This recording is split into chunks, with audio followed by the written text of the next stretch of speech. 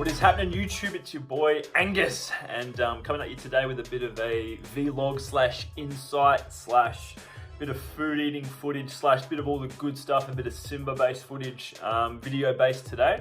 It's obviously been a little while since I've done one of these, and I guess the honest reason why is because, well, given that my channel doesn't have 1 million subscribers or more than 1,000 or whatever, YouTube doesn't show my content to many people. It's just based on its algorithm, similar to how Facebook works, stuff like that. So I haven't actually prioritized making sick content videos and stuff for the channel. So I'll be focusing kind of more on quality videos rather than quantity, if that makes sense. So make sure that if you're keen to see more and more videos like this from me, in terms of just essentially like epic videos like this that have got a lot in it and are just jam-packed and awesome for your entertainment and learning, will comment below, let us know. Otherwise, I'll be doing it here and there, maybe on like a bi-weekly schedule or something like that, because it does take a lot of time to edit and all that sort of shit. So yeah, I thought I'd just be real straight up. So what you're gonna be seeing here transpiring now is just some eating footage of me basically eating one of my favorite bulking meals at the moment, which is something that I have for lunch pretty much every single day. And it basically compromises of a whole bunch of rice, typically basmati, because it doesn't take as much time to cook.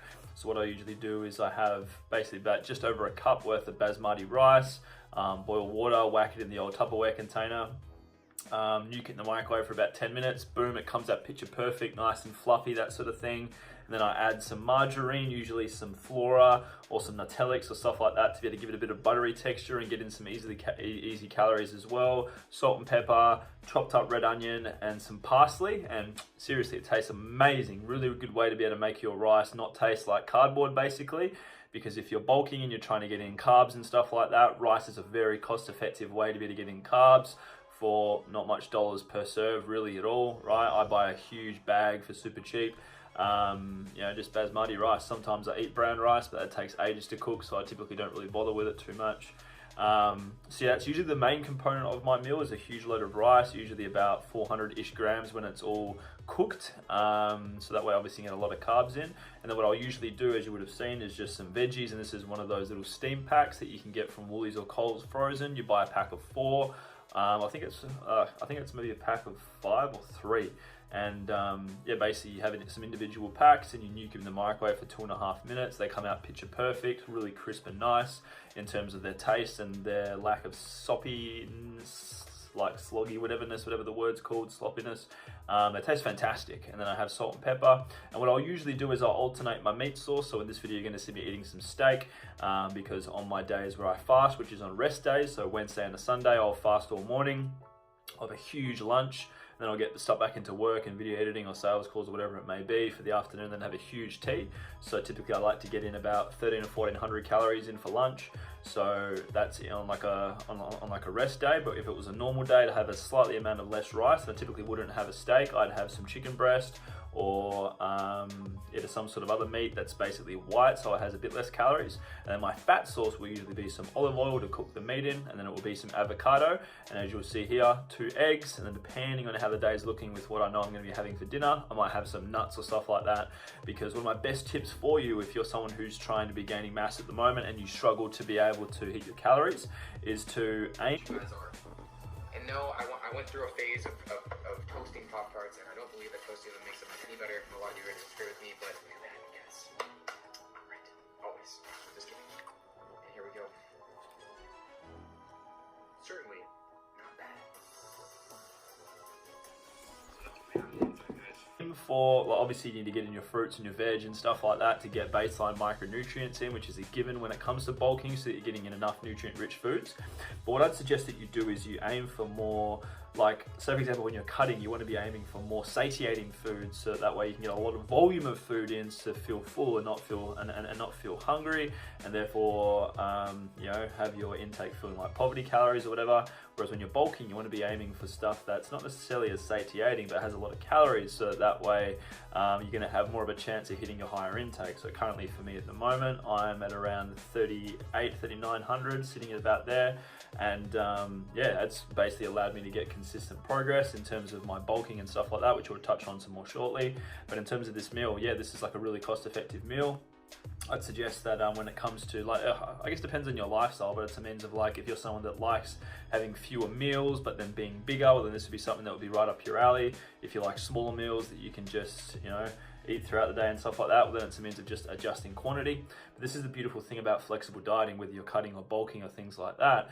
The idea is that, well, you have full reign over when you eat, how big your meals are, the frequency, all that sort of stuff.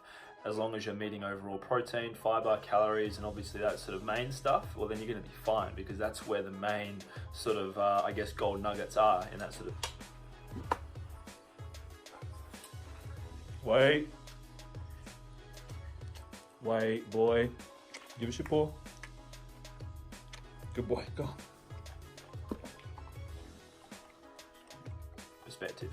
So if you've been following me on social media, which is obviously in the links just below, you know, I'm quite open in terms of me posting and sharing about my experience with bulking and what I'm going through in terms of my own transformation, because I like to be transparent, so that way my followers and stuff like that can learn from my journey and be inspired by my progress, and you kind of learn a thing or two. And yeah, so I started the year off at about 75-ish kgs, sitting now at about 87. If I can get to about 88, ideally close to 90. By the end of the year, that'll be awesome, because then it means that, you know, with all this extra muscle, it means that because I've done this journey right and I've kept fat gain minimum, it's going to mean that I'm not going to have a massive prep when it comes to leaning down. I'm undecided as to if I'm going to compete or not. My goal is to, but we'll see. But I don't want to compete in bodybuilding again. I'm going to potentially try and compete in fitness or physique. We'll see how we go. And if I do go ahead with that, I'm going to have to get some mega posing practice, because I've never competed in those divisions before, so we'll see. And yeah, so what we're going to be going through now, not really posing, but more so just like when I do my Sunday, you know, sort of progress photos and stuff like that. Sometimes I like to do videos, so I'm just having some fun flexing here, you'll see. The reason why I do this is because, well, it's basically what I encourage all of my clients, which is to, like, what you don't track, you can't measure. So obviously you track with MyFitnessPal and stuff, which is great. So that way you can see what's in the food that you're eating and be aware consciously as to how much calories is in the stuff that you're choosing to eat.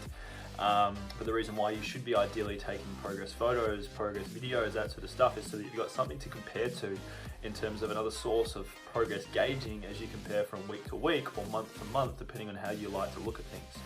Because yeah, what you don't track, you can't measure. And for a lot of us, we don't actually track and measure our input, meaning that we don't really have goals. We've just got vague aspirations or dreams, right? So it's awesome to be able to compare, you know, posing footage, you know, progress photos and stuff like that from week to week and month to month. It's going to be a really good gauge of your progress if you do this personally. For me, I'm really noticing that, yeah, there's gains across the board. It's great.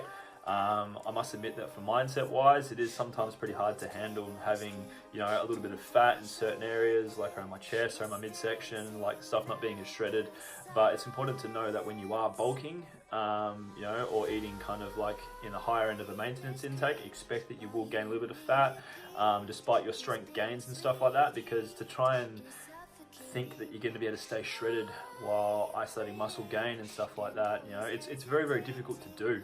And yeah, like, understand that when it comes to muscle gain, you are going to likely gain lean muscle probably 2 to 5 times slower than your rate of fat loss. So I always preach to my clients that an ideal, you know, range to be aiming for in terms of fat loss is anywhere between, you know, say 0.5% of body fat to, say, for example, 0.2, no, yeah, probably about 200 grams to 600 grams of actual fat tissue being lost per week. Whereas, say, for example, with muscle gain, if you've gained close to a kg for a month, well, that's awesome, right? So it's a means of being patient, and that's hard for a lot of people, because we want results yesterday. We get self-conscious if we're gaining a little bit of body fat, if the goal is bulking, that sort of thing. And this is why people are always kind of cutting, bulking, that sort of stuff. And, you know, I've been consistent this whole year, no YOLO moments or anything like that.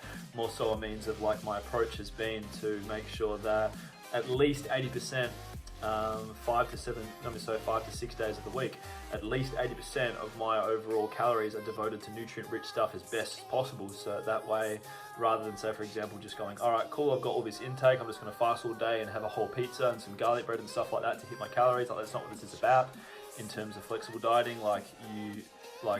You want to get rid of that thinking that that's the goal, is to be able to just fast and do whatever you can possible to be able to devote as much as your calories to YOLO foods and that sort of stuff. Because yes, it's like that at the beginning because it's exciting that nothing is good or bad, but you quickly realize that if you do that every day, you're not going to feel very good and your performance is going to suffer in terms of how well you move weight in the gym, right? And how awesome your vitality is on a day-to-day and that sort of stuff.